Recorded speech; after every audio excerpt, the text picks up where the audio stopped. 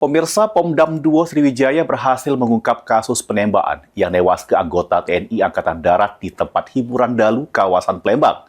Dua terduga pelaku termasuk oknum TNI berhasil diamankan kurang dari 24 jam sesudah kejadian.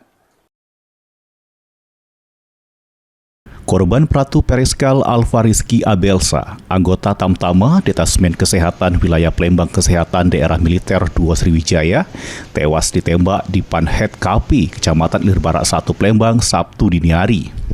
Peristiwa bermula pas korban sama terduga pelaku berada di TKP tersebut sampai terjadi perselisihan antara Pratu BI dengan Sertu MRR yang dipicu persoalan pribadi sehingga berujung adu jontos. Juru kondisi terdesak, Sertu MRR diduga metuku senjata api rakitan jenis korek api sehingga ngelepas ketembakan ke arah korban. Korban yang galami luka tembak sempat dilarikan ke Rumah Sakit Permata Palembang, namun nyawanya tak tertolong.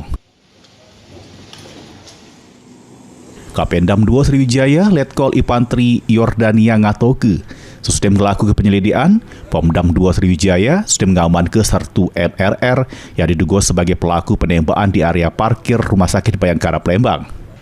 Selain itu, warga sipil berinisial DS belok diamankan karena diduga terlibat nyingit ke barang bukti senjata api rakitan.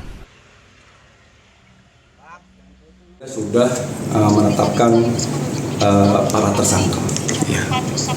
Siapa tersangka? Berarti ada berapa banyak tersangka? Ya, informasi dari hasil pemeriksaan untuk tersangkanya ada 2 orang.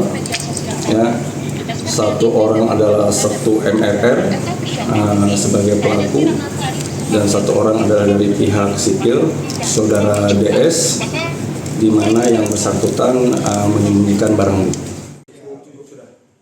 Diketahui senjata api rakitan yang diduga dipakai pelaku ditemukan di rumah DS di kawasan Sematang Borang Palembang.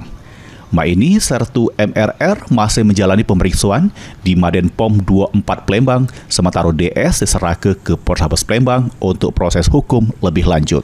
Mulyadi, PAL TV.